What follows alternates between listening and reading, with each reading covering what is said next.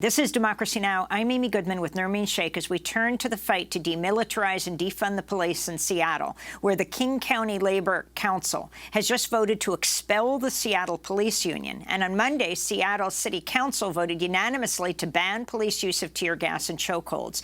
This comes after weeks of protests in which Seattle police sparked outrage for using pepper spray, tear gas, flashbang grenades on demonstrators and reporters. Police have now abandoned Seattle's Capitol Hill precinct, which has been taken over by activists who set up the CHAZ. That's the Capitol Hill Autonomous Zone.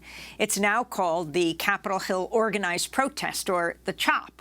On Fox News Wednesday night, President Trump responded by calling for a crackdown on Seattle. These people that are taking over this incredible piece of real estate are obviously very good at real estate, maybe better than I was, because they paid nothing. They just took it over, and the police are somehow told not to be there. I'm sure they'd do a good job if they were told to do a good job. I assume they're properly trained. But we would go in there if they want us in, and we will take it back very quickly.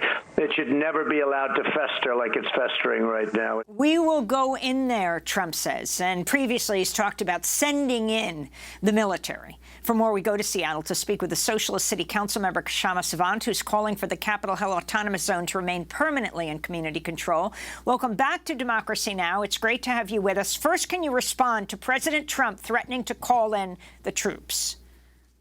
It's absolutely horrific, the threats that Donald Trump is making to call in the troops, the military, on Seattle. And it's no surprise to me, though, that he's doing that, because the successes of the peaceful protest movement in Seattle and hopefully followed by other cities is threatening to the right-wing and reactionary regime of Donald Trump. And it also shows that Donald Trump is a coward and movements work. And so I think this is an example of how when we build protest movements, when we build social movements in unity within the working class, we can win, and we can actually become a real threat to the right wing, which absolutely is the job of our movements. And Kshama, explain, you proposed the legislation to have tear gas and chokeholds banned in Seattle. What did it take to do that, and what kind of response have you received? Absolutely. And, this is what's happened this Monday is absolutely historic. Our movement was able to force a unanimous vote on the Seattle City Council, which is dominated by the Democratic Party establishment, to make Seattle the first city in the nation to win a comprehensive ban on the use and purchase of chemical weapons and other barbaric weapons used against protest movements. So tear gas, as you mentioned, mace and pepper spray, rubber bullets, flashbang grenades, water cannons, ultrasonic weapons. I mean, these are just horrific weapons that are being deployed against peaceful movements. And as you said, Nermeen, we also won a ban against police use of chokeholds.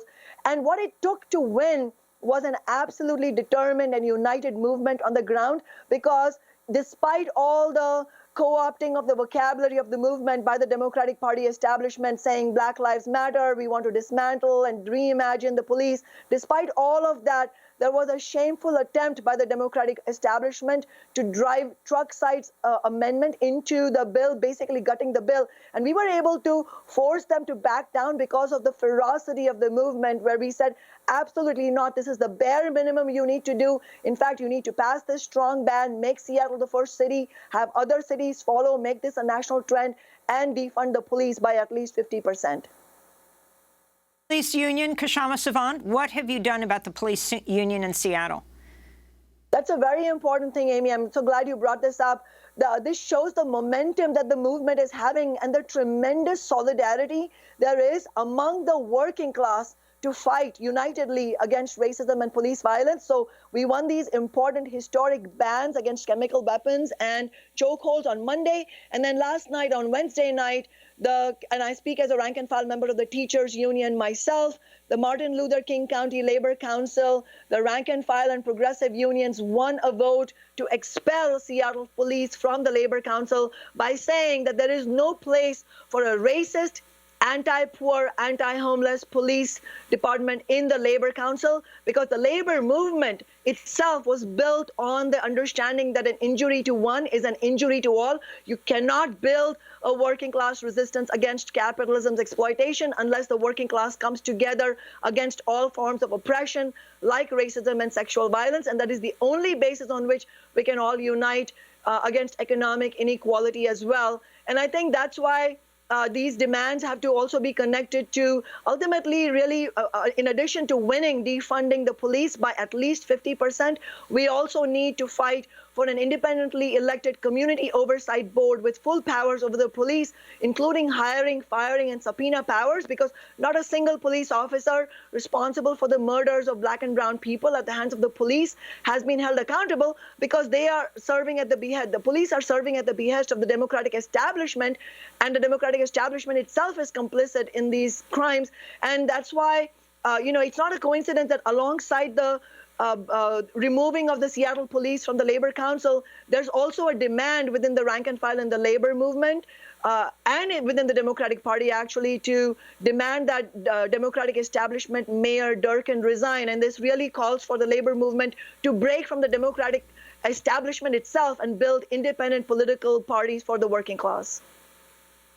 Well, Kshama, you're also calling for the imposition of a tax on Amazon. Could you talk about what you're asking for and how you think that's connected to these protests and support for Black Lives Matter?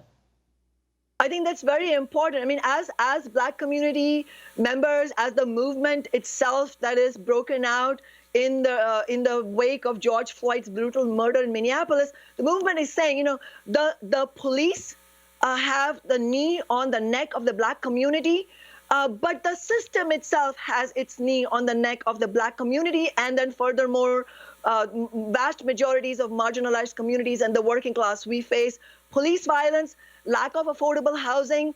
If you look at the epidemic of evictions, economic evictions because of skyrocketing rents in Seattle and in the historically Black neighborhood that we live in, that I live in right now, the community has been denuded of its Black population because of skyrocketing rent.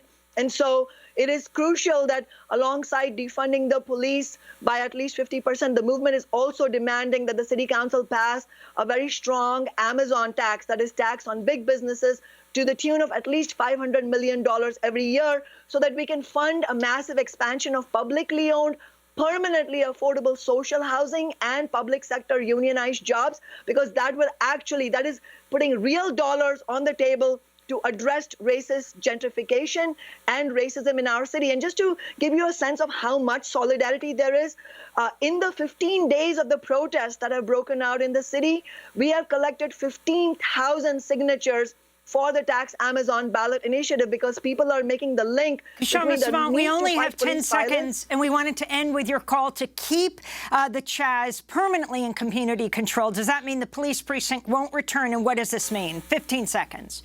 Well, I think the police and the establishment will make every attempt to bring the police back, but we're demanding that the East Precinct be taken permanently into community control and be converted to socially constructive purposes, not for the police to oppress people. We want to thank you so much for being with us, Kshama Sawant, Socialist City Council member in Seattle. And that does it for our broadcast. Democracy Now!'s general manager is Julie Crosby.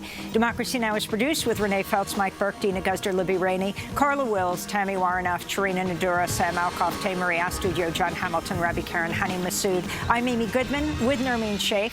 Stay safe.